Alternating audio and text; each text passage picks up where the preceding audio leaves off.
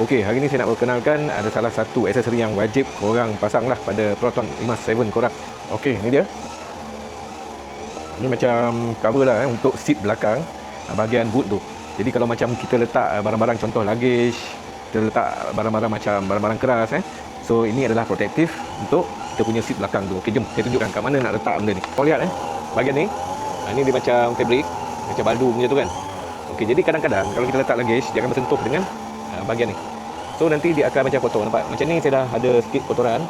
Kalau kerap sangat nanti saya rasa memang teruklah bahagian ni. Nampak dia hampir macam nak tembus ni, nampak? So saya nak introduce produk ni and then kau tengok macam mana saya nak pasang benda ni. Dia ada bahagian yang besar ni untuk seat yang bahagian ni, dan yang kecil ni untuk yang sini. So saya tunjukkan yang bahagian besar dulu. Jadi first kita kena buka headrest ni.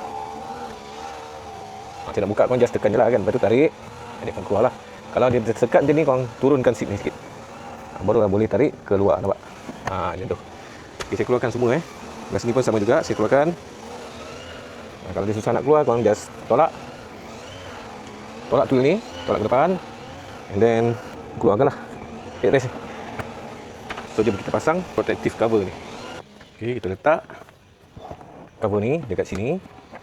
Okay, kita letak dulu headrest. Headrest yang kedua, pastikan lubang dia ngam-ngam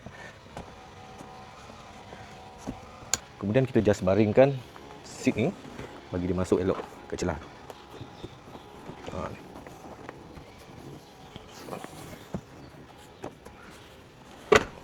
Okey, cun. Kita boleh turunkan lah. Okey, nampak? Kemudian belah sini pula. Kat sini kau boleh tolak sikit seat ni ke hadapan. Letak ni.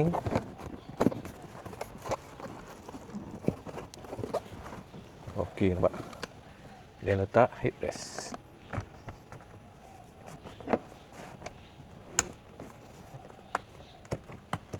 Okey.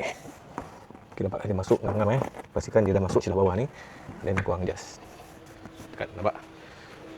So korang lihat dia dah cover bahagian belakang tu. So jadi kalau korang letak luggage ke apa-apa barang lah, so tidaklah merosakkan bahagian belakang seat tu. Okey, satu lagi, kalau korang turunkan seat untuk korang letakkan barang dekat atas ni, nampak?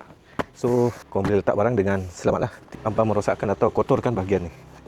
Okay guys, jadi korang berminat untuk dapatkan protective cover tu, korang boleh dapatkan kat link yang saya sediakan.